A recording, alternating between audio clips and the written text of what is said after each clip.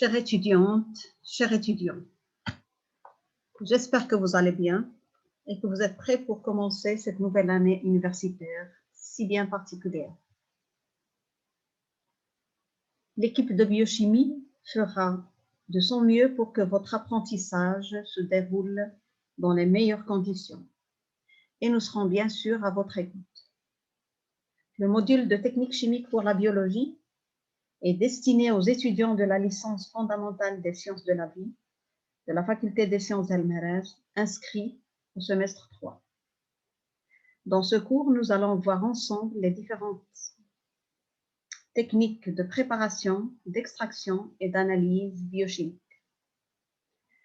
Mais avant de commencer ce cours, je vous informe qu'en plus des enregistrements réalisés dans ce cadre, le cours sera également présenté à distance et en temps réel, selon le planning programmé par l'établissement. Donc, je vous invite à voir aussi bien le diaporama que le cours avant pour qu'on puisse discuter ensemble et de façon approfondie les parties pertinentes, complexes ou qui vous paraissent difficiles. Dans un premier temps, nous allons situer le module de technique chimique, mais aussi les modules de biochimie en général, que ce soit biochimie structurale ou biochimie métabolique, par rapport aux autres modules que vous avez déjà vus ou que vous allez voir dans le cadre de votre formation en biologie. Comme vous pouvez le constater dans cette diapositive, la biochimie et les techniques associées, c'est-à-dire les techniques biochimiques, sont au centre de toutes les autres disciplines dispensées au département de biologie. Aussi bien la microbiologie, donc ces techniques sont utilisées pour l'analyse microbiologique, mais aussi pour l'identification des micro-organismes, sont utilisées en biologie moléculaire et bien dans d'autres disciplines comme la biotechnologie, dans le métabolisme et toutes les régulations en physiologie, aussi bien animale que végétale. Donc ces techniques permettent l'analyse de différents constituants biochimiques, mais aussi d'autres constituants. Ils vous permettent aussi de démontrer ou de comprendre les différentes formes métaboliques, aussi bien de biosynthèse que de dégradation de molécules qu'on appelle des métabolites, leur mécanisme de régulation au niveau de l'organisme, qu'il soit végétal ou animal, ou encore microbien. Ces techniques permettent aussi de donner une idée sur l'état de santé d'un organisme. Est-ce que c'est un organisme sain ou il présente une pathologie? Ils vous permettent d'avoir une idée sur votre environnement, sur sa composition, sa qualité, le cas du sol, de l'air, de l'eau ou des aliments que vous consommez. Donc, ce sont des techniques qui sont utilisées en plus dans d'autres domaines tels que l'agriculture, l'agroalimentaire, le domaine environnemental, médical, pharmaceutique et bien dans d'autres domaines industriels. Donc, la liste de leur utilisation est très longue et diversifiée. Et les techniques pour ces différents domaines sont très vastes et en évolution constante. Donc, pour les cerner ou les maîtriser, il faut avoir plusieurs modules afin de comprendre un petit peu toutes les techniques. Donc, il est très difficile de prétendre que dans le cadre de ce module, vous allez appréhender toutes les techniques et que vous allez maîtriser toutes les techniques. C'est pour cela que dans ce cours, nous allons nous limiter aux principes de base des différentes techniques les plus utilisées en biochimie. Donc, le cours de technique chimique pour la biologie, donc il sera organisé en chapitres. Le premier et deuxième chapitre, donc, ils seront donnés par Madame Naraqi, mais ils ne seront pas donnés tout de suite. Donc, ça sera après les chapitres 3 et 4. Tout simplement parce que si on prend par exemple les techniques de préparation ou aussi les techniques de précipitation des protéines, il faut d'abord que vous sachiez ce que c'est qu'un acide aminé, ce que c'est qu'une association d'acides aminés pour former des protéines et quelles sont les propriétés de ces protéines pour pouvoir les purifier ou les précipiter. Donc, c'est pour ça que nous allons commencer par les techniques d'extraction, que ce soit liquide-liquide ou liquide-solide, les techniques de fractionnement, de purification et d'analyse. En ce qui concerne les techniques chimiques, donc nous allons commencer par les techniques d'extraction, liquide-liquide ou l'extraction des composés volatiles. Donc en biologie en général, pour l'analyse ou l'identification de composés, la première des étapes est d'abord la préparation de l'échantillon et l'extraction des métabolites, qui peuvent être des métabolites primaires ou des métabolites secondaires. Alors, qu'est-ce que ça veut dire un métabolite primaire? C'est tout simplement un composé, un métabolite, qui est directement impliqué dans la croissance, le développement et la reproduction normale d'un organisme ou d'une cellule. Il est souvent associé, et en général associé à une fonction physiologique de cet organisme. C'est le cas des protéines, par exemple, des acides aminés, le cas des glucides, des lipides. À l'inverse, les métabolites secondaires, ce sont des composés, pendant longtemps on a cru qu'ils ne servaient à rien. Ce sont des composés spécifiques, surtout aux plantes et aux micro-organismes, bien qu'on les retrouve dans certains animaux.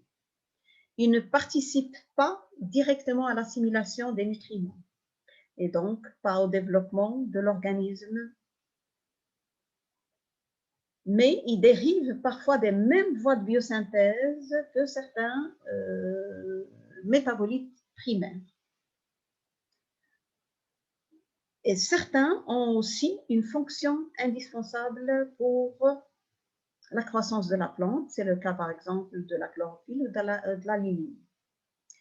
Donc, ces composés, métabolites primaires ou secondaires, dans le cadre des techniques d'extraction, on va les séparer en deux groupes. Ce qu'on appellera les composés non volatiles et les composés volatiles. La séparation se fait tout simplement sur la base des techniques d'extraction. Est-ce que ces extractions, ces composés sont volatiles? Ça veut dire que pour les séparer, c'est beaucoup plus facile d'utiliser cette propriété, leur aptitude à s'évaporer facilement. Donc, et on choisit souvent ces techniques d'évaporation, par exemple, de distillation, etc. Ou ce sont des composés non volatiles, et si on veut utiliser les techniques d'extraction en utilisant la température, ils vont se dégrader, donc on ne peut pas utiliser ces techniques. Donc, les composés non volatiles, les techniques d'extraction, c'est souvent des techniques d'extraction au solvant, qui peuvent être liquide-liquide ou liquide-solide. Dans le cas où la phase d'extraction est solide, on parle d'extraction en phase solide. Pour les techniques d'extraction des composés volatiles, on utilise souvent la chaleur, donc c'est l'hydrodistillation que vous connaissez peut-être tous, la distillation de sous vide ou encore la distillation-extraction simultanée. Et on peut utiliser aussi, bien pour les composés non volatiles que les composés volatiles, l'extraction en phase solide, qui est souvent une technique de purification dans le cas des composés non volatiles. Donc, on peut utiliser aussi des techniques de micro-extraction. Le choix, bien sûr, de la technique va dépendre aussi bien de la nature des composés, c'est-à-dire de leurs propriétés physico-chimiques, mais aussi de la matrice dans laquelle ils se trouvent.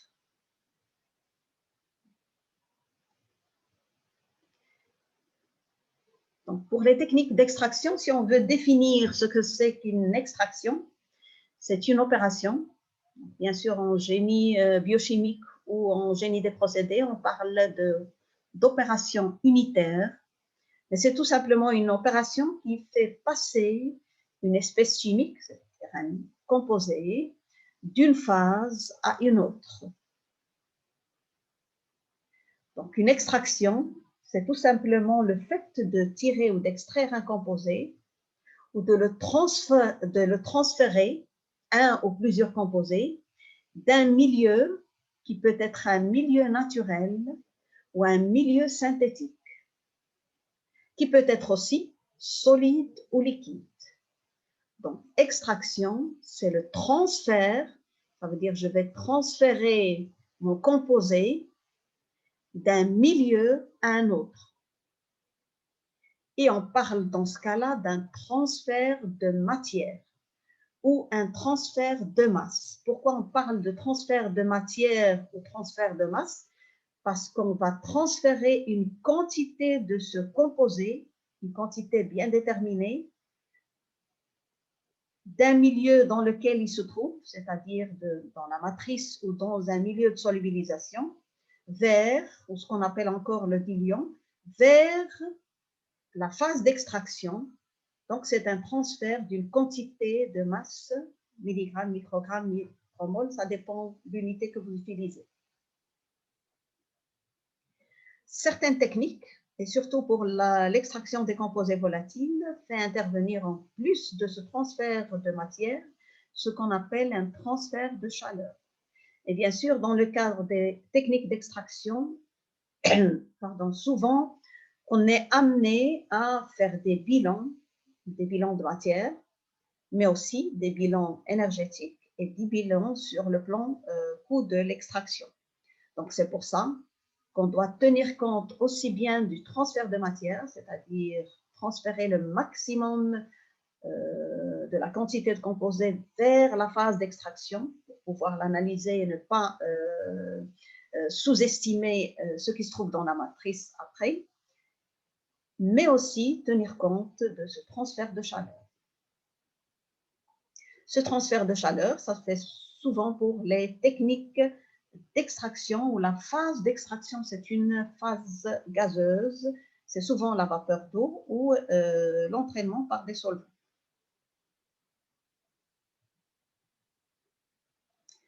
Si on prend le cas des composés non volatiles, c'est juste un exemple, mais nous aurons l'occasion de voir d'autres exemples dans les travaux dirigés. L'extraction, c'est une extraction qui peut être au solvant, suivie d'une purification de l'extrait. Alors, mes composés peuvent se trouver dans une matière première, quelle qu'elle soit. Ces composés, ils vont être extraits, donc mon extraction peut être tout simplement une extraction au solvant. Et l'objectif, c'est surtout quand il s'agit de molécules biochimiques qui se trouvent dans des matrices végétales, des matrices emprisonnées dans des tissus.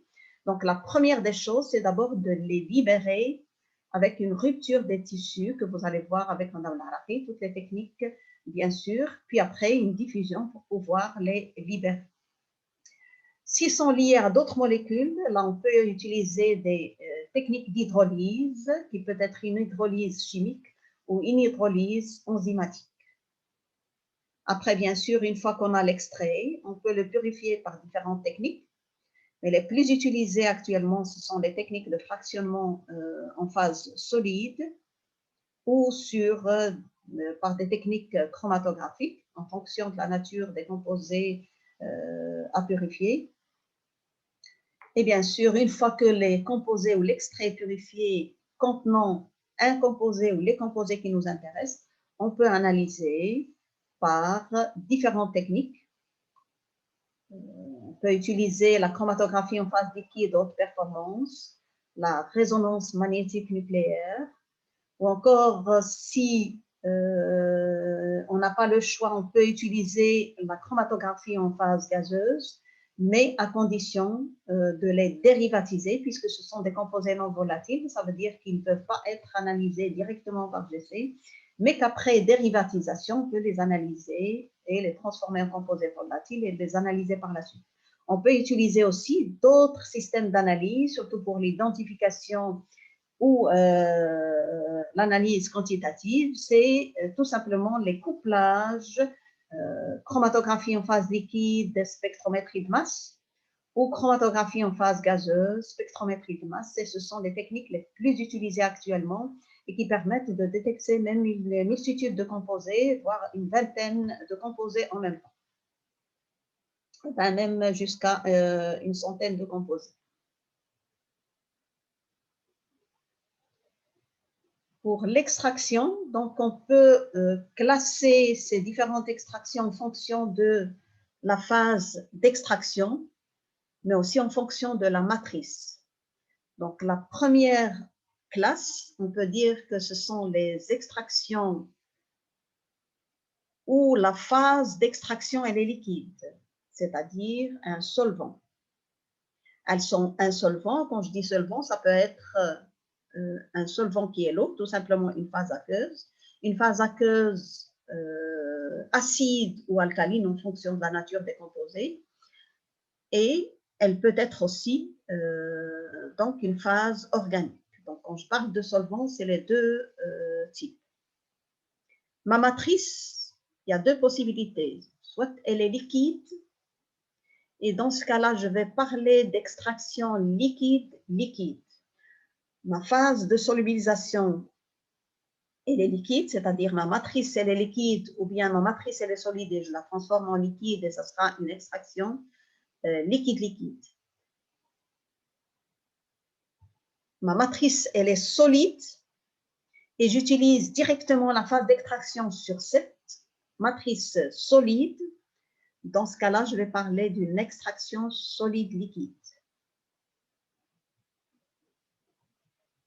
Le deuxième type, c'est la phase d'extraction. Cette fois-ci, elle est solide. Donc, on a vu la phase, elle est liquide. Elle peut aussi être solide. Ça veut dire ma phase d'extraction, c'est ce qu'on appelle un adsorbant. Ça veut dire mes composés s'absorbent. C'est tout simplement un phénomène de surface. Donc, ma phase d'extraction, elle est solide. Là aussi, je peux avoir les deux possibilités. Ma matrice, elle est solide ou elle est liquide. Mais si elle est solide, je serai obligée de la transformer en matrice liquide, c'est-à-dire je suis obligée de la solubiliser dans un diluant. Je ne peux pas extraire une phase solide par un adsorbant solide. Si ma matrice est liquide, je peux aussi utiliser cet adsorbant. Dans ce cas-là, je vais avoir ce qu'on appelle une extraction en phase solide. Ce sont des techniques souvent qu'on utilise comme technique de purification.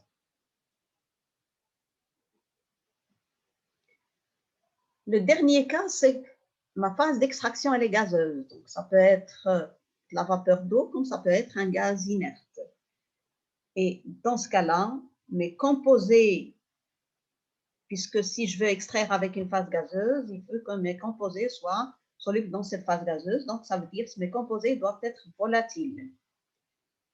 Ces composés volatiles, ils se trouvent soit dans une matrice solide ou une matrice liquide. Et là, je peux utiliser l'hydrodistillation, c'est-à-dire je mets ma matrice solide en présence d'eau et je fais l'hydrodistillation. Je vais utiliser l'entraînement à la vapeur ou bien d'autres techniques que nous verrons par la suite. Si on commence par l'extraction liquide-liquide, on va d'abord définir ce que ça veut dire une extraction liquide-liquide. On vient de dire que c'est un transfert de matière. Donc, un transfert de matière, mais pour que je puisse parler de séparation et de transfert de matière dans une autre phase et que je puisse les séparer, il faut que mes deux liquides, que ce soit la matrice ou la phase de solubilisation, ce qu'on peut appeler aussi le diluant, soit non miscible dans ma phase d'extraction. Donc, les deux phases doivent être non miscibles, ça veut dire qu'ils ne se mélangent pas. Le cas le plus simple, c'est l'huile et l'eau. Donc, si vous les mettez ensemble, vous allez avoir les deux phases bien séparées. Et c'est ce que vous voyez ici. Donc là, la phase A, elle est totalement non miscible dans la phase B. Ça veut dire, même si vous mélangez, vous attendez un petit peu, vous allez avoir la séparation entre les deux phases. Donc, ce sont des phases non miscibles. La séparation des phases, bien sûr, une fois qu'on aura réalisé l'extraction, la séparation des phases, elle est très simple. On peut utiliser tout simplement une ampoule à décompter, c'est-à-dire on agite, donc on prépare l'échantillon, donc soit il est déjà liquide, ou on va le solubiliser dans une phase liquide.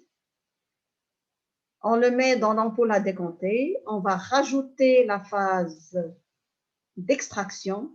Ma phase d'extraction, il faut qu'elle soit non miscible dans ma phase de solubilisation. Je vais agiter et j'attends l'équilibre et à ce moment-là, je vais avoir une séparation entre les deux. Et là, ça sera plus simple de séparer les deux puisque je vois la différence. Je peux juste ouvrir mon petit robinet. Je mets un Erlen par exemple et je peux récupérer ma phase ici aqueuse et je peux récupérer ma phase organique. Ici, on a mis tout simplement de l'eau. Donc là, c'est ce qu'on appelle une ampoule à décompter, ce qu'on utilise le plus souvent pour la séparation dans le cas des extractions liquide-liquide. Dans le cas où c'est un peu plus complexe, donc on peut utiliser quand il s'agit par exemple d'un produit où vous avez des micelles et de la mousse, on peut utiliser, ou un précipité par exemple, on peut utiliser une centrifugeuse pour pouvoir les séparer. Donc on va utiliser la force centrifuge pour faciliter donc la décontation donc, de ces particules ou de la décomposer au niveau de la phase d'extraction.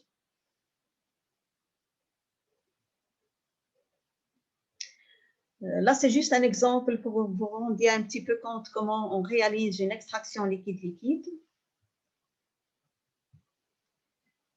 Donc, première des choses, je solubilise mon composé dans le diluant ou tout simplement, il se trouve dans une matrice qui est déjà liquide. C'est le cas, par exemple, de tous les produits liquides, comme des jus dans le cas de l'alimentaire. Je le mets dans mon ampoule à décompter et je vais choisir le solvant adéquat. On verra par la suite comment on peut choisir un solvant. Et je vais le rajouter. Bien sûr, quand on parle de transfert de matière, ça veut dire que je vais transférer une quantité de mon composé d'une phase, qui est cette phase qui est la matrice ou la phase de solubilisation, vers le solvant. Donc, il faut qu'il y ait un contact important entre le composé qui se trouve là et mon solvant. Donc, pour ça, on agite tout simplement l'ampoule à décompter. Comme on utilise un solvant, il y a souvent une surpression, donc on peut utiliser ce robinet, l'ouvrir un petit peu pour dégazer, ou mettre l'ampoule à décompter droit et on peut ouvrir un petit peu le bouchon pour dégazer. C'est l'un ou l'autre, c'est valable. Une fois qu'on a estimé que le temps d'extraction, le temps d'agitation, il est suffisant pour que le contact soit intime entre mes composés qui se trouvent, ou mon composé qui se trouve dans cette phase-là et le solvant. Là, on va laisser l'ampoule à décompter donc, et on va laisser au repos quelques minutes pour que les deux phases se séparent. Et là, on voit bien que les phases sont bien séparées et on va récupérer la phase inférieure ou la phase supérieure. Alors, récupérer la phase inférieure ou la phase supérieure, tout dépend de la densité ou la masse volumique de votre solvant. Récupérer la phase d'extraction organique ou aqueuse, c'est en fonction de ce que vous avez. Donc ici, l'exemple que j'ai mis, ça veut dire la solution qui contient l'espèce, c'est une solution aqueuse.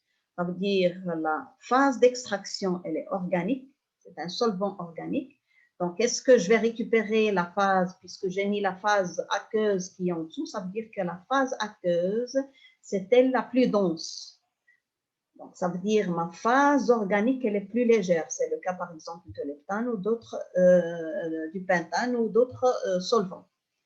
S'il s'agit, par exemple, d'un solvant comme le dichlorométhane ou le chloroforme, là, je vais avoir mon solvant qui va se trouver en dessous et je peux récupérer donc le solvant. Alors, une fois qu'on a récupéré, donc ici, pour récupérer la phase qui m'intéresse, c'est la phase organique plus l'espèce à extraire. Donc, je récupère d'abord la phase aqueuse.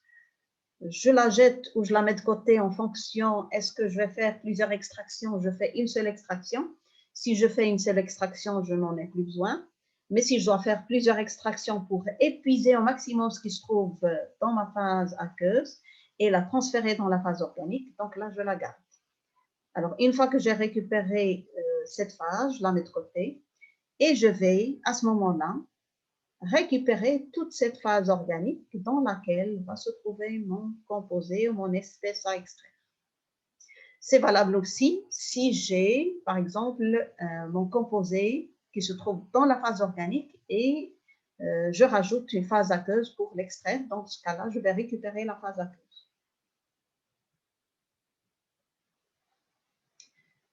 Alors, pour une bonne extraction et séparation des phases, bien sûr, il faut tenir compte d'un certain nombre de paramètres. La première des choses, comme on veut récupérer le maximum, ça veut dire je vais choisir le solvant de façon à ce que mon soluté présente la plus grande affinité pour ce solvant. Le solvant, ça peut être, c'est l'une des phases bien sûr, ça peut être aqueux comme organique. Donc, ça veut dire que mon soluté va être beaucoup plus soluble dans la phase d'extraction, dans ce solvant que je vais rajouter, que vers ma phase de solubilisation. Ça, c'est la première condition pour qu'on puisse récupérer déjà dès la première extraction le maximum. Il faut aussi que mes deux phases, on vient de le voir, que mes deux phases se séparent bien, que je puisse les séparer. Il faut qu'ils soient non miscibles, mais il faut aussi qu'il soit de masse volumique différente. Ça veut dire que je puisse séparer la partie inférieure et la partie supérieure. C'est ce qu'on voit ici. Donc ici, je peux facilement récupérer si mon composé se trouve dans une phase et que je rajoute par exemple la phase A. J'agite. Une fois que l'équilibre est établi, je peux séparer facilement les deux phases puisqu'ils sont non miscibles l'une dans l'autre. Le soluté, on l'a vu, il doit avoir plus d'affinité vers le solvant, qu'il soit aqueux organique, c'est-à-dire vers la phase d'extraction, que pour le diluant ou pour la matrice, c'est-à-dire la solution dans laquelle se trouve ce composé. Une dernière chose, il faut que mes deux solvants soient non miscibles ou, si je n'ai pas le choix, je peux choisir des solvants partiellement miscibles, j'arriverai à extraire mes composés. Mais il faut, au mieux, trouver des solvants non miscibles. Deux paramètres sont importants lors d'une extraction. En plus de l'affinité, donc on peut parler de ce qu'on appelle le coefficient de partage. Le coefficient de partage quand il s'agit de solvants non miscibles. Alors, c'est quoi le coefficient de partage? C'est tout simplement la constante d'équilibre de la répartition de mon composé entre la phase B et la phase A. Donc, si je mets en solution mon composé dans la phase B, par exemple, c'est dans mon diluant, où la matrice, elle se trouve, donc c'est un liquide dans lequel se trouve le constituant qui m'intéresse, c'est-à-dire la phase B. Je rajoute la phase A, je mélange, j'attends l'équilibre, je vais avoir un équilibre. Mon composé va se partager, mon composé va se partager entre cette phase A et la phase B. Comme j'ai choisi mon solvant de façon à ce qu'il ait plus d'affinité vers mon composé, ça veut dire que j'aurai une grande partie qui va être dans ma phase d'extraction qui est la phase A. Ça peut être aussi la phase B si ma phase est plus lourde. Donc, deux paramètres, on a dit, sont importants. Le coefficient de partage, c'est-à-dire la constante d'équilibre de mon composé entre la phase A et la phase B, ou ce qu'on appelle encore le taux de distribution. Le taux de distribution, c'est quand j'ai des solvants qui sont partiellement miscibles, ça veut dire que je vais avoir une répartition, on partage entre les deux solvants, ou si mon soluté se trouve sous plusieurs formes, et ça c'est souvent le cas des acides et des bases ou des molécules qui portent des charges. Donc, si j'ai plusieurs formes, par exemple le cas d'un acide, en fonction de votre pH, vous pouvez avoir la forme moléculaire, c'est-à-dire HA, ou vous pouvez avoir la forme aussi ionisée A-. Donc, une proportion de HA et de A- en fonction du pH. Dans ce cas-là, je vais parler de coefficient de distribution et je vais tenir compte de la somme de toutes les formes.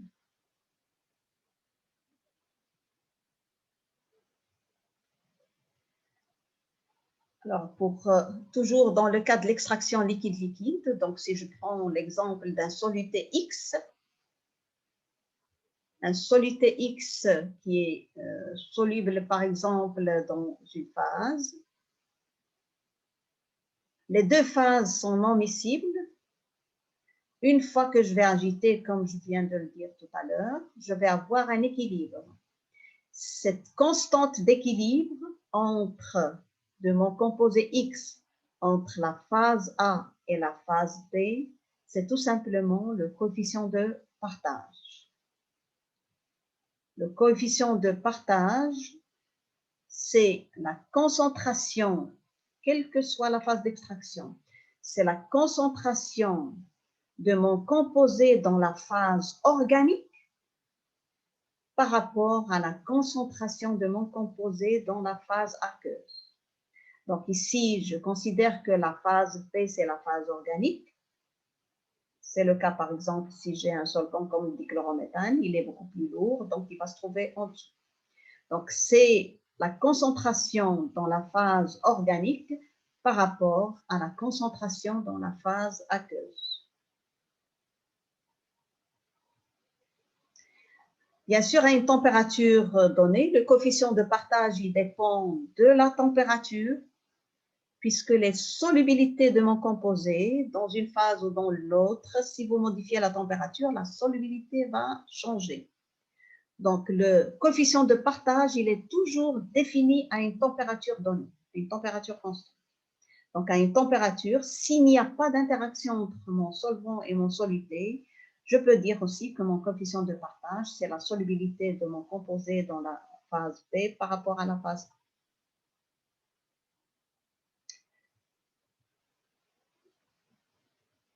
Par contre, pour le taux de distribution ou le taux de répartition, c'est le D, donc le paramètre D. Donc, je le calcule en tenant compte de la somme de toutes les formes de mon composé dans la phase A et de toutes les formes de mon composé dans la phase B par rapport à la phase A. Donc là, je dois tenir que toutes les formes, que ce soit des formes moléculaires ou des formes, par exemple, ioniques.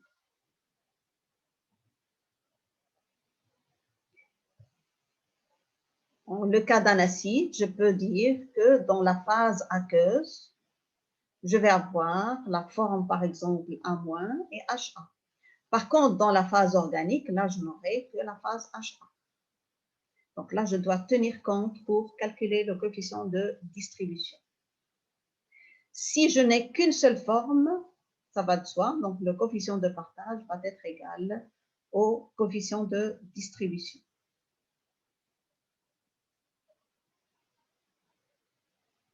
Alors, en biologie, Donc, on utilise souvent donc, le coefficient de partage d'une molécule entre l'eau et l'octanol. Bien sûr, l'octanol, c'est un alcool, un solvant organique. Et ce coefficient de partage entre l'octanol et l'eau, ça reflète tout simplement ce qu'on appelle le caractère lipophile ou hydrophile de la molécule.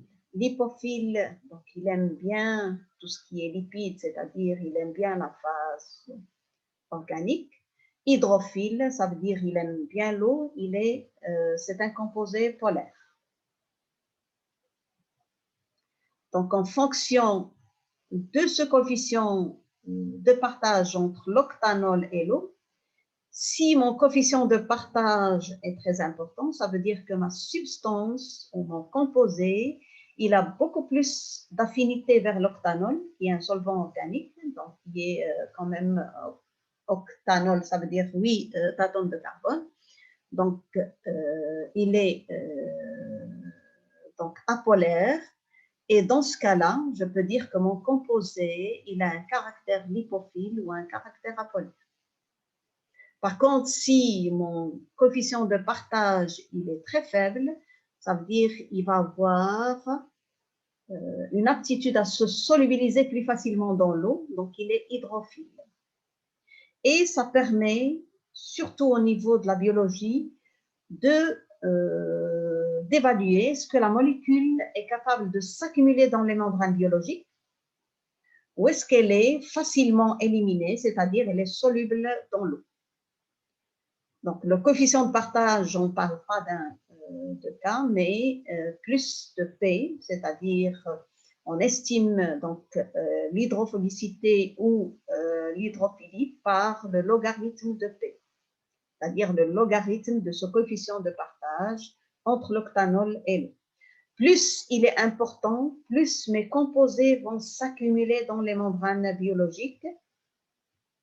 Et là, on parle de la lipophilie ou encore de la bioaccumulation. Ce coefficient de partage ou le logarithme de P, on l'utilise aussi dans le domaine environnemental. Donc, pour estimer surtout la bioaccumulation, donc accumulation des contaminants dans les différents compartiments, dans le sol ou dans d'autres compartiments. Donc, et ça permet d'évaluer ce que ces contaminants peuvent être éliminés ou ils s'accumulent dans la biosphère. Et plus ce log de P est élevé, plus ces composés sont bioaccumulables et sont très, je dirais, des contaminants qui sont considérés comme toxiques.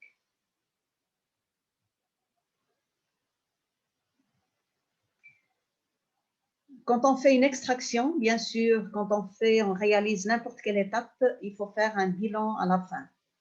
Donc là, on peut parler d'un bilan de matière ou rendement d'extraction, mais on peut faire aussi, dans le cas des extractions où la phase d'extraction c'est une phase gazeuse, ça peut être la vapeur d'eau, on fait aussi un bilan de matière et un bilan énergétique. Associé bien sûr à un bilan financier, c'est-à-dire le coût de l'extraction, et il est important surtout quand il s'agit d'extraction, d'optimisation des techniques d'extraction. Donc, pour déterminer le rendement, il faut connaître la nature de la phase d'extraction. La phase d'extraction est-elle organique ou aqueuse? Donc, en fonction de cette phase d'extraction, je vais récupérer la phase organique ou je vais récupérer la phase aqueuse.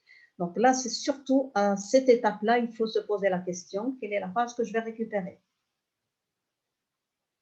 Si le composé est plus soluble dans la phase organique, ça veut dire je l'ai déjà solubilisé, il est déjà solubilisé dans la phase aqueuse, soit la matrice c'est une phase aqueuse, ou bien je l'ai déjà solubilisé dans la phase aqueuse s'il était soluble. Dans ce cas-là, ma phase d'extraction, puisque mon composé est solubilisé dans une phase aqueuse et qu'il est plus soluble dans la phase organique, ça veut dire qu'il a beaucoup plus d'affinité vers la phase organique, donc ça sera ma phase organique, c'est la phase d'extraction. Donc, si je veux récupérer la phase pour calculer le rendement ou pour analyser mon composé, ça sera la phase organique que je vais récupérer et non la phase aqueuse.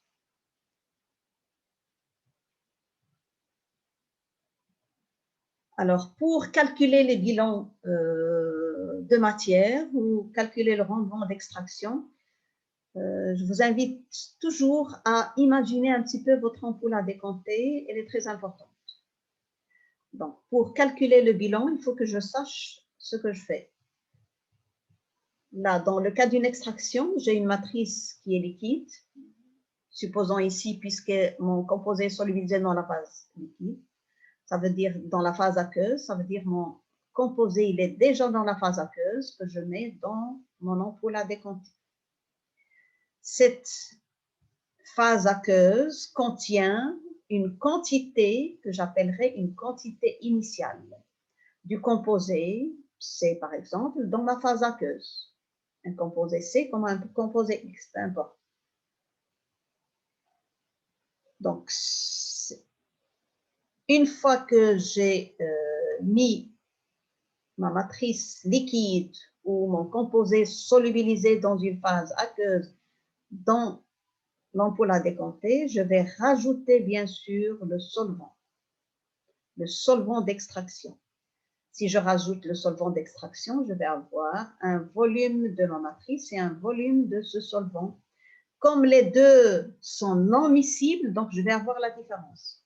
Alors, on vient de dire tout à l'heure que pour augmenter le contact entre la substance qui nous intéresse et le solvant, il faut que j'agite.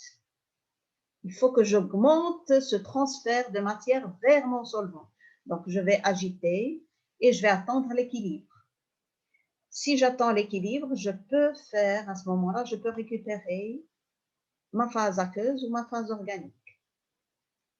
Donc, supposons que ma phase aqueuse, elle est plus lourde, donc je vais récupérer d'abord ma phase aqueuse dans un flacon, dans un herlène, dans une fiole, peu importe. Donc ici, j'ai récupéré ma phase aqueuse, ça veut dire qu'il reste uniquement ma phase organique dans mon ampoule à décompter, et à ce moment-là, je peux la récupérer. Donc, ma phase aqueuse, donc dans ce flacon-là, j'aurai une solution qui contient le volume de ma phase aqueuse, c'est tout simplement le volume que j'ai mis au départ. Il est caractérisé aussi donc par cette phase par la quantité de ma substance dans la phase aqueuse, c'est-à-dire la quantité qui reste après le transfert vers la phase organique. Donc, il reste quand même, quelle que soit, je dirais, l'affinité de votre composé vers la phase organique, il reste quand même une partie dans la phase aqueuse. On ne peut jamais transférer 100% de la première extraction. Et on n'arrive jamais à transférer 100% du composé vers une autre phase. Donc ici, il reste une petite quantité dans la phase aqueuse. Je récupère ensuite ma phase organique.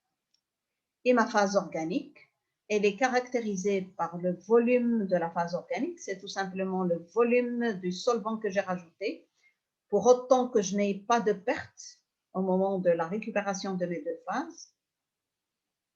Et il est caractérisé, cette phase, aussi par une quantité qu'on appelle M organique. C'est tout simplement la quantité extraite de ce composé par le solvant, c'est-à-dire par la phase d'extraction. Alors, en termes de bilan de matière, ça, puisque c'est des choses qu'on a vues tout à l'heure, donc le bilan de matière, mon quantité initiale dans l'ampoule à décompter au départ, dans ma phase de solubilisation dans ma matrice. Une fois que j'ai partagé, bien sûr, ce que j'ai au départ, je ne peux pas l'avoir perdu. Donc, il va tout simplement se répartir. Donc, il n'y a pas de transformation. Ici, mon solvant ne doit pas avoir, donc ne doit pas réagir avec ma substance. donc je n'ai pas de transformation. Tout ce que j'ai mis au départ, il va se partager entre ma phase aqueuse et ma phase organique.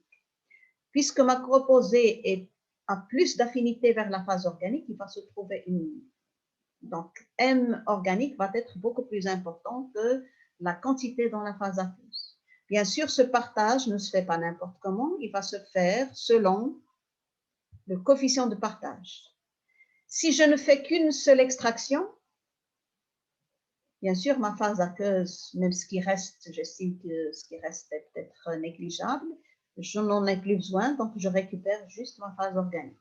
Et je peux analyser donc mon composé dans cette phase organique.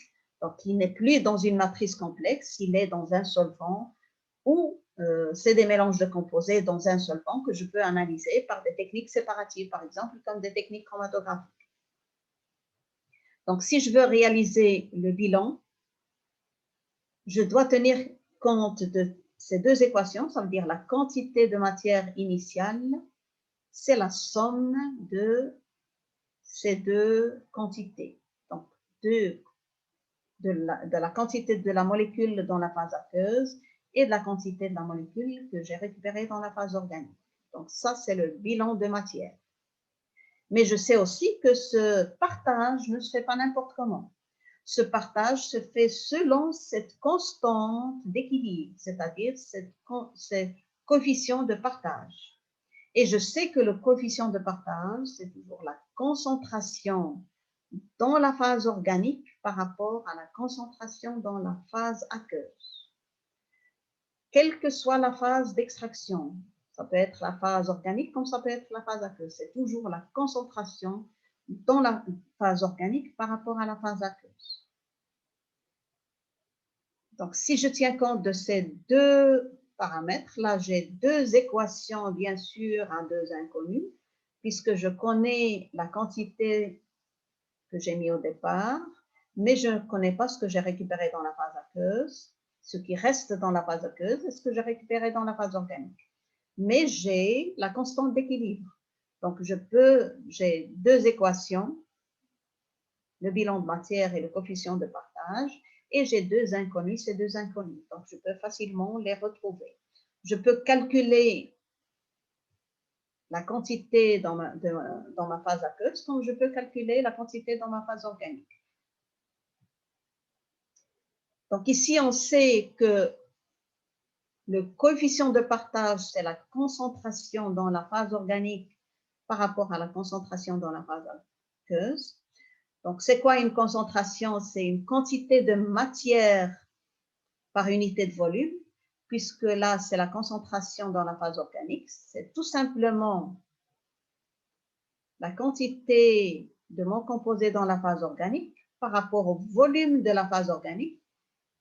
Ça, c'est la concentration dans la phase organique. Bien sûr, donc divisé par la concentration dans la phase aqueuse. C'est quoi la concentration dans la phase aqueuse? C'est la quantité que j'ai récupérée dans la phase aqueuse par rapport au volume de la phase aqueuse. Donc, si j'inverse, je vais avoir tout simplement fois le volume de la phase aqueuse sur la quantité dans la phase aqueuse. Alors là, j'ai les deux inconnus, mais je peux remplacer, je sais que la quantité initiale, c'est la somme des deux. Donc, je peux remplacer soit M organique ou M aqueux. Ici, je peux remplacer M organique. Par exemple, je peux dire que c'est M initial moins M dans la phase aqueuse. Et là, je n'ai qu'une seule inconnue, c'est la M dans la phase aqueuse.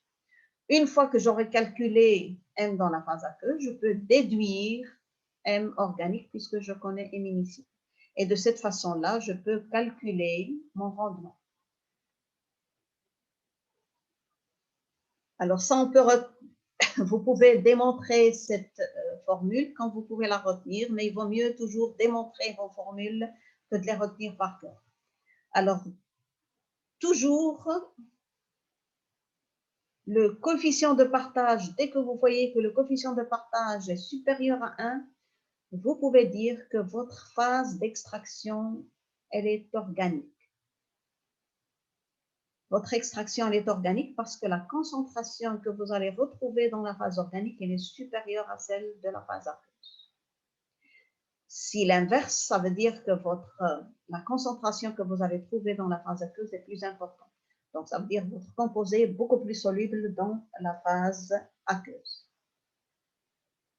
Donc, ici, c'est une formule générale pour pouvoir calculer M organique à tout moment ou M aqueux à tout moment en fonction du volume de la phase aqueuse et du volume de la phase organique.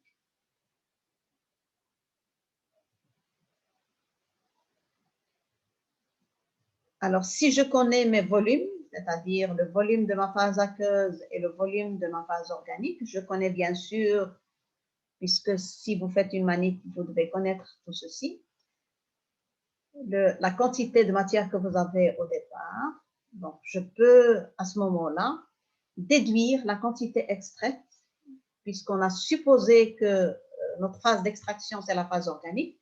Donc, dans ce cas-là, la quantité extraite, elle va être équivalente à la quantité dans la phase organique. Donc, je vais parler de quantité extraite, c'est-à-dire la quantité dans la phase organique. Donc, je peux calculer facilement le rendement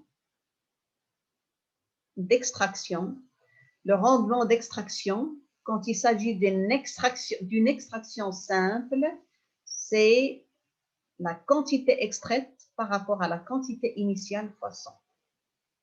S'il s'agit d'une extraction multiple, on le verra dans l'extraction multiple, je vais associer tous les extraits, donc rassembler tous les extraits. Donc, je vais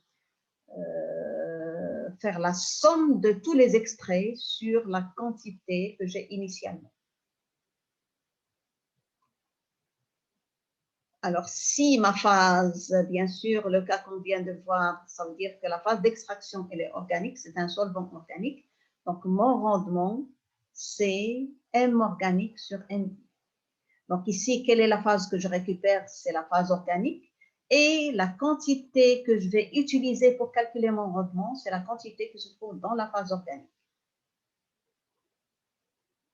Maintenant, si mon composé, si je suppose l'inverse, ça veut dire mon composé est soluble dans la phase aqueuse. Il est solubilisé dans une phase organique. Il se trouve dans une matrice, par exemple, organique, le cas d'un acide ou une base. Si je veux le récupérer, j'ai intérêt à le solubiliser dans une phase aqueuse ou je peux aussi me mettre dans les conditions où il va être beaucoup plus soluble dans la phase organique. Et ça, on le verra dans le cas des TD, puisqu'un acide peut se trouver sous forme A-, une grande partie sous forme A-, ou une grande partie sous forme AH en fonction du pH. Donc, si mon composé est solubilisé dans une phase organique, le cas d'un acide par exemple, il se trouve sous forme HA dans un solvant, mais ce qui m'intéresse, c'est de séparer par exemple cet acide de tout un ensemble de molécules organiques, mais qui n'ont pas la propriété acido-basique. Mon acide organique, je prends par exemple l'acide acétique, il se trouve avec des composés, tout simplement des molécules volatiles, mais des molécules qui ne peuvent pas avoir la forme acido-basique. Dans ce cas-là, je peux tout simplement choisir une solution aqueuse. On sait très bien que l'acide dans la phase organique, il est sous forme HA, mais je peux transformer cet acide en A-. Ça veut dire qu'il suffit tout simplement de se mettre à des pH basiques, c'est-à-dire ajouter une phase aqueuse, mais pas n'importe laquelle, une phase basique, c'est tout simplement une base. Si je rajoute, je suis dans un milieu alcalin, ça veut dire mon HA va se transformer en grande partie en A-, et dans ce cas-là, il va être beaucoup plus soluble dans la phase aqueuse. Et je peux le séparer de ma phase organique. Donc, ma phase d'extraction, ça sera ma phase aqueuse. La phase dans laquelle mon composé est solubilisé, c'est la phase organique. Dans ce cas-là, donc, mon coefficient de partage va être inférieur à 1, puisque si je prends le coefficient de partage, la concentration dans la phase organique par rapport à la phase aqueuse, ma phase, bien sûr, d'extraction, elle est aqueuse. Ça veut dire que mon composé doit avoir plus d'affinité vers la phase aqueuse. Donc, je vais avoir une concentration importante dans la phase aqueuse et mon coefficient de partage il va être inférieur à 1. Dès que vous voyez que le coefficient de partage est inférieur à 1, ça veut dire que la phase d'extraction, c'est la phase aqueuse. Dans ce cas-là, mon rendement d'extraction, c'est toujours la quantité extraite sur la quantité initiale, multipliée par 100. Comme je vais récupérer ma phase d'extraction qui est aqueuse, dans laquelle se trouve mon acide, mon A-, là, je vais tout simplement dire que la quantité que je vais récupérer, c'est la quantité qui va se trouver dans la phase aqueuse. Et mon rendement, ça sera la quantité dans la phase aqueuse par rapport à la quantité initiale multipliée par 100 si je transforme en pourcentage.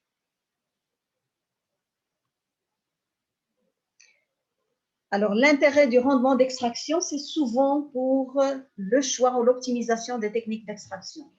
Pour choisir une technique d'extraction, on peut comparer le rendement. Bien sûr, il n'y a pas que le rendement qui est important. On a vu tout à l'heure, donc pour faire un bilan correct, il faut faire un bilan de matière, c'est-à-dire comparer les rendements d'extraction, mais aussi comparer les volumes des solvants, c'est-à-dire le coût des solvants, comparer les bilans énergétiques, donc faire un bilan énergétique, faire un bilan de matière et un bilan sur le plan coût financier, c'est-à-dire tout ce que vous allez utiliser aussi bien pour l'extraction, pour la solubilisation que pour l'évaporation du solvant si vous devez concentrer.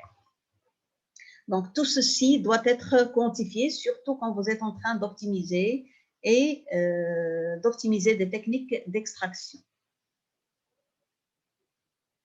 Alors, on compare le rendement d'extraction puisque l'objectif principal, c'est extraire la plus grande quantité de substances ciblées à l'aide d'un volume, dans la mesure du possible, le volume le plus petit possible pour éviter bien sûr l'évaporation, les coûts énergétiques dus à l'évaporation du solvant si vous devez concentrer votre composé.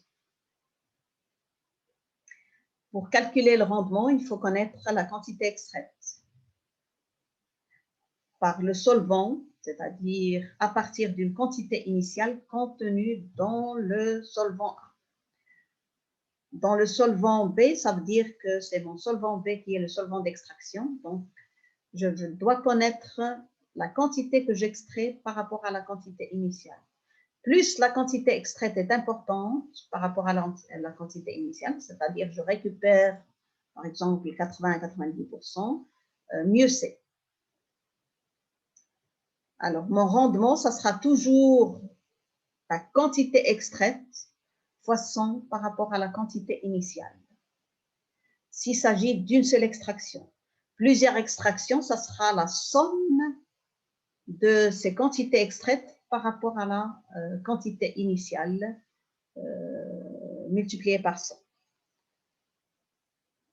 Alors là, on a vu qu'on peut récupérer la quantité extraite dans la phase aqueuse, comme on peut récupérer dans la phase organique, en fonction, bien sûr, de composés et en fonction de la phase de solubilisation d'extraction. Alors, quand j'ai un système d'extraction, est-ce que ça vaut la peine de faire une seule extraction avec un grand volume, par exemple, ou faire plusieurs extractions avec un petit volume? Donc là, c'est ce qu'on va voir. Donc, supposons que j'ai une phase d'extraction, que ma phase d'extraction, elle est organique. Et en général, il faut toujours faire plus d'extraction avec des petits volumes que de faire une extraction avec un grand volume. Parce qu'il ne faut pas oublier que quand vous faites une extraction, ça dépend du coefficient de partage, c'est-à-dire de cette constante d'équilibre. Une fois que l'équilibre est établi, vous ne pouvez plus tirer votre composé vers la deuxième phase. Donc, c'est pour ça qu'il faut utiliser plusieurs volumes. Et là, si vous êtes amené, par exemple, à rincer un flacon ou à faire votre vaisselle, vous avez intérêt à utiliser 2 fois, par exemple, si vous utilisez 10 litres, vous utilisez 2 fois 2 litres, par exemple, plutôt que d'utiliser un grand volume parce que vous n'allez pas éliminer toutes les impuretés en utilisant un grand volume. C'est ce que vous allez voir ici. Donc, supposons que j'ai là cette accolade, donc ça représente un petit peu votre ampoule à décompter. Ça veut dire j'ai une quantité initiale, puisque j'ai dit que ma phase d'extraction, c'est la phase organique. Donc, ça veut dire que ma quantité initiale de cette substance se trouve dans la phase aqueuse. Je mets cette quantité initiale qui est contenue dans un volume initial, qui est le volume de ma phase aqueuse, dans mon ampoule à décompter. Je vais rajouter ma phase organique, c'est-à-dire mon solvant qui est la phase d'extraction. Alors, une fois que j'ai rajouté, si vous vous rappelez, pour faire une extraction correcte, il faut augmenter le contact entre votre substance et la phase d'extraction. Donc, vous devez agiter votre ampoule à décompter, laisser reposer, laisser se décanter la séparation des 2 phases et après, vous allez avoir les 2 phases, c'est-à-dire la phase organique et la phase aqueuse. Et bien sûr, votre composé va se partager entre la phase aqueuse et entre la phase organique en fonction de ce coefficient de partage ou cette constante d'équilibre. Supposons que ma phase organique, c'est la plus dense. Supposons que j'extrais, par exemple, avec le dichlorométhane. Je vais récupérer en premier ma phase organique. Si je ne fais pas d'erreur, si je ne perds pas des gouttelettes, par exemple, au moment de la récupération de ma phase organique, le volume de la phase organique que j'ai rajouté ici, c'est ce que je vais retrouver ici. Donc, ma phase organique, elle sera caractérisée par une quantité de ma substance dans cette phase organique, dans un volume de cette phase organique, autrement dit, c'est une concentration ici. Une fois que j'aurai récupéré ma phase organique, je vais récupérer ma phase aqueuse par la suite. Puisque les 2 solvants sont non miscibles, donc je peux voir la différence. Une fois que la récupération de la phase organique est terminée, je peux récupérer dans un autre flacon ma phase aqueuse. Donc, en termes de bilan de matière, je peux dire que ma quantité initiale, ça sera tout simplement donc, la somme de ces 2-là, c'est-à-dire ma quantité initiale, elle s'est partagée entre ma phase aqueuse et ma phase organique. Puisque le choix du solvant doit avoir plus d'affinité vers mon composé doit avoir plus d'affinité vers le solvant que vers ma phase aqueuse. Donc, en principe, je dois récupérer plus dans ma phase organique que ce qui reste dans ma phase aqueuse. Là aussi, je peux faire le bilan et je peux recalculer à nouveau la quantité dans la phase organique ou dans la phase aqueuse. Et ça, on l'a déjà fait, vous pouvez vous exercer à faire ça. Donc, je peux tout simplement dire que MI, c'est M aqueux plus M dans la phase organique. Et je sais que la constante d'équilibre, le coefficient de partage, c'est la concentration dans la phase organique, c'est-à-dire M organique sur le volume de ma phase organique, sur M aqueux, sur la phase aqueuse, sur le volume de la phase aqueuse. Et je peux déduire, puisque j'ai le bilan, je fais le bilan, donc la somme de ces 2-là, et en tenant compte du coefficient de partage, je peux déterminer la quantité dans ma phase aqueuse. Maintenant, puisque ce qui m'intéresse, c'est la phase organique, c'est de calculer M organique, je peux tout simplement dire que M organique, ça sera MI que je connais, moins ce que je viens de calculer. Et là, je peux calculer facilement mon rendement. Si on effectue maintenant une deuxième extraction avec le même volume de solvant. Je vais reschématiser un petit peu le même volume de solvant, ça veut dire ici, pardon, si j'utilise 50 millilitres, si je dois faire deux extractions successives, je vais utiliser pour la première extraction 25 millilitres et la deuxième extraction 25 millilitres. Donc, le volume total qui sera utilisé, ça sera bien sûr 50 millilitres pour pouvoir comparer les deux extractions.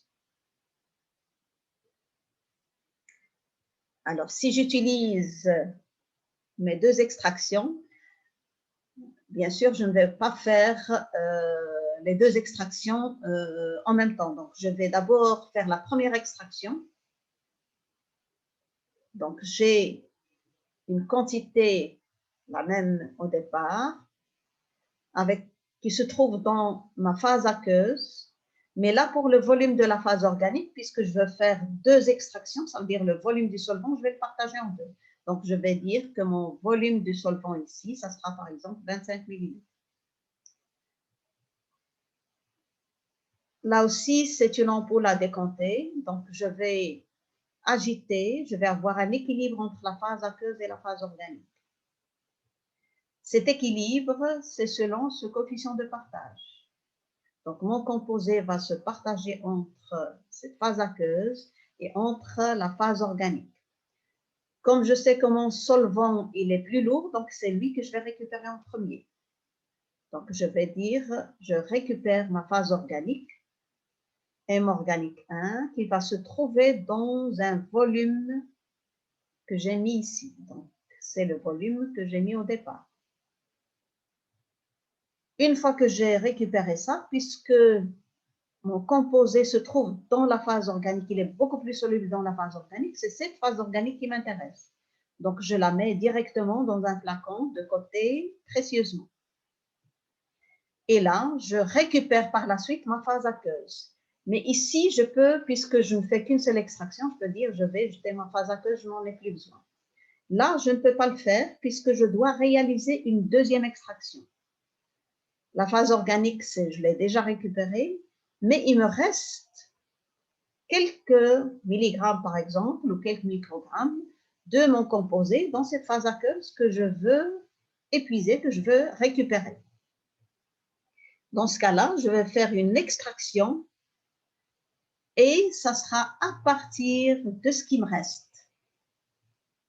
Donc, je vais à nouveau mettre cette quantité dans la phase aqueuse, ceci dans mon ampoule à décanter, et je vais à nouveau rajouter un volume de ma phase organique, c'est-à-dire un deuxième volume. Là, la somme des deux, ça fera 50 millilitres, et dans ce cas-là, je peux comparer le rendement par rapport à ça. Alors là aussi, je vais agiter pour augmenter le contact entre mon composé et la phase organique. Je vais attendre l'équilibre. Je vais à nouveau attendre que mes deux phases soient bien séparées, c'est-à-dire avoir bien la frontière entre la phase organique et la phase aqueuse. Et je vais à nouveau, puisque mon solvant organique, la phase d'extraction, elle est plus lourde, donc c'est la phase inférieure, je vais récupérer d'abord ma phase organique qui va se trouver dans le volume. Et là, ça sera la concentration dans cette phase-là.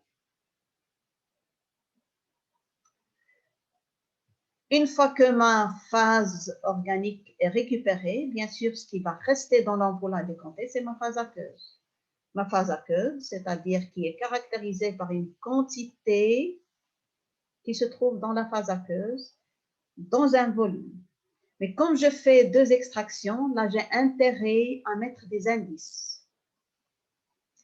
Vous pouvez utiliser des indices numériques comme vous pouvez utiliser des indices alphabétiques, c'est-à-dire A, B, C ou 1, 2, 3. Mais je préfère toujours utiliser des indices numériques. Donc ici, pour la première extraction, ça veut dire la quantité dans la phase aqueuse. Pour la première extraction, c'est M aqueux 1. Et la quantité qui se trouve dans la phase organique, c'est M organique 1. Donc, pour réaliser la deuxième extraction, je vais partir d'une quantité initiale, mais ce n'est pas M initial. Vous faites attention, pour calculer le rendement Et pour calculer la quantité récupérée, vous devez tenir compte que votre quantité initiale pour la deuxième extraction, c'est bien ce qui reste. Et ce n'est pas au départ, puisque vous ne l'avez plus. Dans ce cas-là aussi, je peux dire que cette M' initiale, par exemple, ou MA que 1, elle va se répartir entre la phase aqueuse et la phase organique selon ce coefficient de partage. Je peux à nouveau faire mon bilan. Je peux dire que M aqueux 2 plus M organique 2, la somme des deux, c'est tout simplement M aqueux 1. Et là aussi, je peux calculer mon bilan. Je peux dire que M aqueux 2, c'est ce que je cherche. Ça sera M initial, M' initial. Donc, si j'utilise la même formule, je ne vais pas à chaque fois démontrer la formule. Je peux utiliser la formule que ce qui va rester dans la phase aqueuse pour la deuxième extraction, ça sera la quantité initiale, mais la quantité initiale pour l'extraction 2, ça sera M aqueux 1. Je vais remplacer M aqueux 1 et les volumes, ils ne vont pas changer puisque j'ai utilisé les mêmes volumes ici. Donc ici, ça sera bien sûr le volume pour cette extraction-là, puisque c'est une extraction multiple, c'est 25 millilitres. Mais le volume de la phase aqueuse n'a pas changé. Donc, je vais tout simplement remplacer donc, dans mon équation M aqueux 1. Et M aqueux 1, c'est tout simplement M initial. Donc, si je reprends la même formule, M aqueux 1, ça sera la quantité initiale multiplié par les volumes, bien sûr, le volume de la phase aqueuse sur K fois le volume de la phase organique plus le volume de la phase aqueuse, ça ne change pas. Donc, le M initial ici, c'est bien la quantité de départ. Donc là, il suffit de remplacer M aqueux 1 par sa valeur. Et là, on retrouve M aqueux 2, c'est-à-dire cette quantité dans la phase aqueuse pour la deuxième extraction. Ça sera mon volume dans la phase aqueuse plus tout ceci, multiplié par M aqueux 1, je la remplace, donc c'est MI fois ça sur tout ça. Et là, j'ai la quantité qui va se trouver dans la deuxième extraction. Donc, je peux dire que le volume de la phase aqueuse fois le volume de la phase aqueuse, c'est le volume de la phase aqueuse au carré. Et ceci fois ceci, bien sûr, c'est K fois le volume de la phase organique plus le volume de la phase aqueuse au carré. Et là, j'ai la formule pour déterminer la quantité dans la phase aqueuse pour la deuxième extraction. Vous pouvez vous exercer en faisant la même chose pour M organique.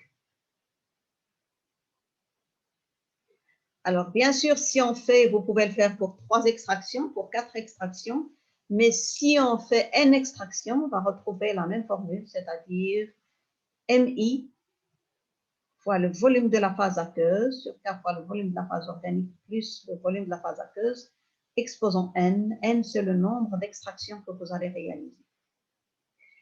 Et pour répondre à la question, est-ce qu'il faut faire une extraction avec une seule extraction avec un volume important ou plusieurs extractions, c'est ce qu'on va voir dans l'exemple le plus simple. Donc, on aura l'occasion de faire plusieurs exercices dans ce sens, mais on va le voir juste avec cet exemple-là. Donc là, j'ai tout simplement simplifié les choses en supposant que j'ai 2 solvants non miscibles, donc un solvant A, c'est mon diluant dans lequel se trouvent 2 composés différents qui sont représentés par des billes rouges, orange pardon, et bleu.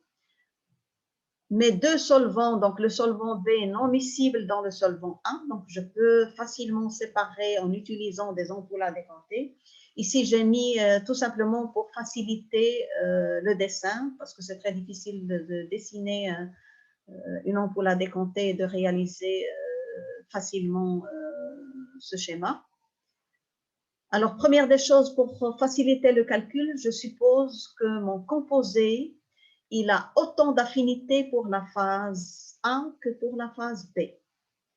là, c'est ce qu'il y a de pire pour, je dirais, une phase d'extraction.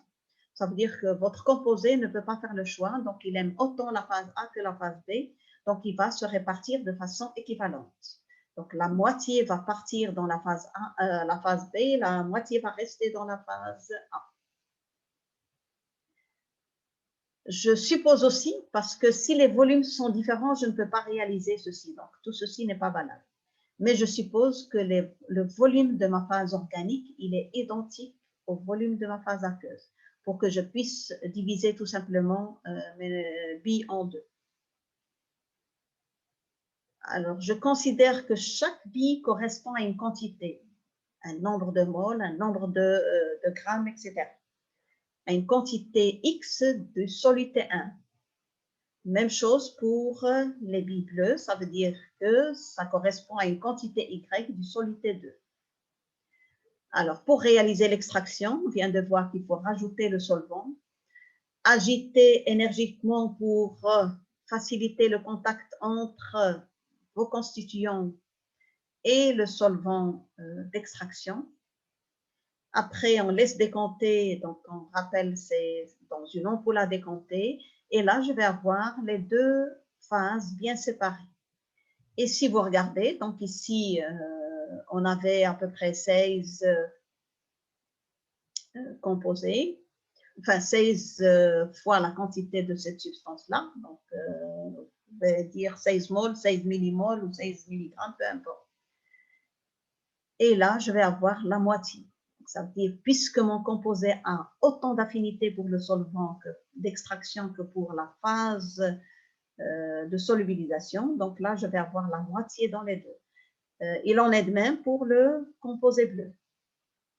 Donc, ça veut dire que je vais avoir 8 parties dans la phase B et 8 parties qui vont rester dans la phase A. Une fois que j'ai fait ça, donc bien sûr, si je veux récupérer à partir d'une ampoule à décanter comme on a vu tout à l'heure, ça veut dire que je vais récupérer la phase organique, cette phase organique à partir de l'ampoule à décanter que je vais mettre dans un flacon. Ça veut dire que j'ai la moitié des billes oranges dans la phase B et la moitié des billes bleues dans la phase D. Ça correspond à mon extrait 1. Et si je regarde, puisque j'ai une quantité équivalente qui va rester dans la phase 1, donc il reste quand même la moitié. Si je ne fais qu'une seule extraction, je vais avoir tout simplement mon rendement pour la première extraction, il sera de 50%. Donc, ça veut dire que je perds la moitié de mes composés qui vont rester dans cette phase de solubilisation ou dans cette matrice. Par contre, si je réalise la deuxième extraction, ça veut dire sur ce qui me reste, je vais rajouter à nouveau un volume de solvant, c'est-à-dire un solvant B. J'agite, je mélange, donc je vais avoir la moitié qui vont passer dans la phase B et la moitié qui vont rester dans la phase A. Il en est de même pour les billes bleues. Donc, je vais avoir 4 qui vont rester dans la phase A et 4 qui vont passer dans la phase B. Donc, après séparation des deux phases, je vais avoir mon extrait 2 qui va contenir 4 billes oranges et il va contenir 3 billes bleues. Dans ce cas-là, donc ce qui me reste, je vais avoir donc le 1/4. Donc, je vais avoir 4 dans la phase 1 des billes oranges et 3 des billes bleues. Alors maintenant, si je dois réaliser le rendement d'extraction dans le cas de 2 extractions successives, c'est-à-dire je dois associer ces 2 extraits, je dois les mélanger. Et je dois faire la somme des deux. Ça veut dire j'ai ici 8 plus 4, ça veut dire j'aurai 12 billes oranges par rapport à ce que j'avais initialement, c'est-à-dire là, j'avais 16. Donc, ça sera 12 sur 16, c'est-à-dire 75%. La même chose pour les billes bleues. Je vais avoir ici, donc, j'ai récupéré donc ici un certain nombre de billes bleu sur ce que j'avais au départ. Là aussi, je vais récupérer 75%. Alors, par contre, si je fais une troisième extraction, ça veut dire je vais récupérer encore la moitié de ce qui reste. Donc ici, ça sera 1,5 et là, je vais avoir 2, par exemple, pour les bio. Donc, ça sera 2 plus ce que j'ai ici, 12, ça fera 14 sur 16. Donc, ça sera, si vous calculez, ça sera 87,5%. Donc, vous voyez que si je réalise 3 extractions successives, je récupère 87,5%. Mais par contre, si je réalise une seule extraction, je ne récupère que 50% de mes molécules. Et vous voyez bien que l'extraction multiple est beaucoup plus intéressante, surtout quand on utilise le même volume de solvant. Alors, quant au choix du solvant organique, bien sûr, le choix des solvants organiques est très important. Première des choses, on a vu que la solubilité de votre composé, c'est-à-dire l'affinité du composé vers le solvant, elle est importante. Donc, ça veut dire je vais choisir mon composé en fonction de sa polarité. Si j'ai des composés organiques mais qui sont plus polaires, je vais choisir par exemple l'acétate d'éthyle ou le dichlorométhane. Si j'ai des composés donc, ou l'éther diéthylique, si j'ai des composés apolaires, je peux choisir l'hexane ou le pentane, mais je dois aussi tenir compte, à polarité équivalente, je dois tenir compte d'un certain nombre de paramètres, c'est-à-dire est-ce que mes composés sont toxiques? C'est le cas par exemple, c'est pour ça que je n'ai pas mis le toluène, donc il est inflammable, il est peu toxique. On doit éviter dans la mesure des possibles des solvants toxiques, des solvants qui sont très inflammables ou des solvants qui présentent par exemple un danger, surtout si on utilise l'éther diéthylique et qu'on doit chauffer. Donc là, c'est à éviter. Donc, il vaut mieux choisir un autre solvant pour le remplacer. Donc, pour le choix du solvant, on doit tenir compte à la fois de l'affinité du composé vers le solvant. On doit tenir compte de la masse volumique, c'est-à-dire de la densité, donc pour qu'il soit facilement séparé de la base aqueuse. Et on doit tenir compte, bien sûr, de la toxicité, de l'évaporation facile pour réduire, bien sûr, le coût énergétique pour éliminer le solvant. On doit tenir compte aussi de tout ce qui est nocif, la toxicité et le danger dû à l'inflammabilité de certains solvants. Donc, les facteurs qui influencent l'extraction liquide-liquide, on a vu, donc, pour résumer, que pour une extraction simple au solvant, je dois tenir compte d'un certain nombre de choses. Bien sûr, la structure de la molécule, la longueur de la chaîne hydrocarbonée, la présence des hétéroatomes, la longueur de la chaîne hydrocarbonée plus le nombre d'atomes de carbone augmente, plus bien sûr, votre molécule va devenir hydrophobe, c'est-à-dire apolaire. Si vous avez des hétéroatomes, l'azote, le chlore, etc., donc votre molécule, elle va avoir, si vous comparez à nombre identique d'atomes de carbone, si vous rajoutez un atome d'azote ou de chlore, donc votre molécule va être un peu plus polaire. La nature de la matrice, donc la matrice, elle est très importante, des matrices qui sont complexes, donc là, il faut tenir compte pour l'extraction de vos composés. Tenir compte aussi de l'association des molécules. Donc, une fois que vous rajoutez votre solvant, de l'association des molécules entre elles ou avec le solvant, c'est-à-dire la réactivité de vos molécules avec le solvant ou entre elles. Et il faut tenir compte aussi des inclusions que vous avez, par exemple, dans un complexe chargé. Là, ça devient un peu difficile, donc il faut tenir compte pour l'extraction. Dans le cas des composés ou des complexes acido-basiques, là, il faut faire très attention au pH, par exemple, des solvants d'extraction. Là, on verra dans le cas des exemples au niveau des travaux dirigés, le pH est très important. vous voulez récupérer un acide dans une phase organique, vous avez intérêt à diminuer le pH au maximum. Vous voulez le récupérer dans une phase aqueuse, vous avez intérêt à augmenter le pH de façon à ce que vous ayez plus que 50% sous la forme A-, et ainsi de suite. Donc, en fonction de la structure